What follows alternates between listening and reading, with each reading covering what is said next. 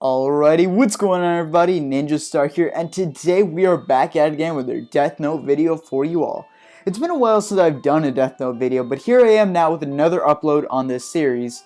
Now, today's video is not necessarily going to be talking about the core story of the series, a character analysis, etc, etc. It's actually going to be talking about my idea for a Death Note video game. Death Note's never really gotten any games, other than a few on the Nintendo DS. I've never played these games personally, and they were never distributed outside of Japan, so technically we've never gotten an official Death Note game here in the States or other countries. There's no way you can classify Death Note as a fighter for a video game, which is what a lot of anime games tend to be. Death Note as an RPG, I don't know about that one, but there is one genre in particular that I think could really work. A choice-based Telltales game focusing more so on the story than gameplay. I want to thank Rhymestyle for this inspiration for a video idea months back on Twitter where he referenced it. I don't know why I held it off till now, but aside from that, let's get started. Telltale games, like I said, are games based on the player's choices, and that's how the story advances. Gameplay is there, sure, but it's not as avidly used in a manner you'd think. There is indeed Quicktime action, but that isn't the main focus of the game per se.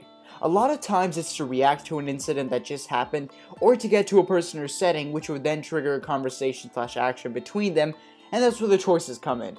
Death Note can fit very well in this category with the fact that the amount of movement used in a Telltales game can be compared to the amount in the series itself, and a lot of it is with dialogue and story progression. I could see the player playing as Light Yagami, and as we saw in the show, Light was strategically speaking to other people so they won't suspect he's Kira, and so he can keep going as the undercover murderer he is. Every time you run into someone, there's really no wrong answer. It just varies how you'll act or respond, which would determine how the situation will transition. It could get more tense, or you could be off the hook and not be under suspicion, depending on your choice. Speaking of which, let's talk about a big focus of Telltale's games and Death Note itself, the story. It definitely should retain the feel of the original show and the characters. However, it could also add some variety if new events are not present in the original adaptation or added. For instance, Light could meet someone who suspects him as Kira yet again, and this could be similar to the Naomi incident way early on in the series.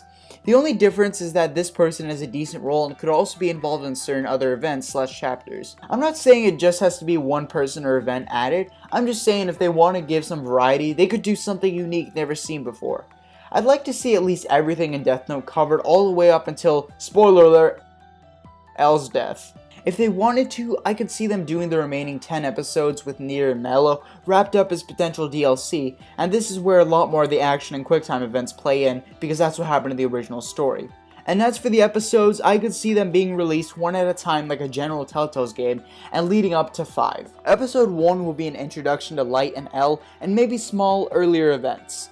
2 and 3 would be more suspicion and building up/introducing stuff like Misa, Rem, and L becoming closer to Light. The end of this episode will be Light in prison and losing ownership of the Death Note. Episode 4 will be Light after losing his memories, and that whole bit with L and Light trying to find the new owner of the Death Note, and the two are solving cases with the FBI. The very end of that episode will be Light regaining his memories on that helicopter. The final episode of the Death Note Telltales game, or at least the main story, in my opinion, should be the climax of Light vs. L, and the ending is Light finishing off L once and for all. I think that this could conclude a really dope game. And as far as remaking the 10 episodes with Nier and Mello, I would have that as DLC, but I could see Telltales implementing that into the core game, although they might have to take out some stuff to fit it in. It would probably be like 1 to 2 episodes, and like I said, it would involve much more Quicktime events, but character interaction would still be there. And yeah, that's basically everything I had to say on my idea for a Death Note Telltales game and how it could work. I would love if this happened, I'm sure plenty of you guys would as well.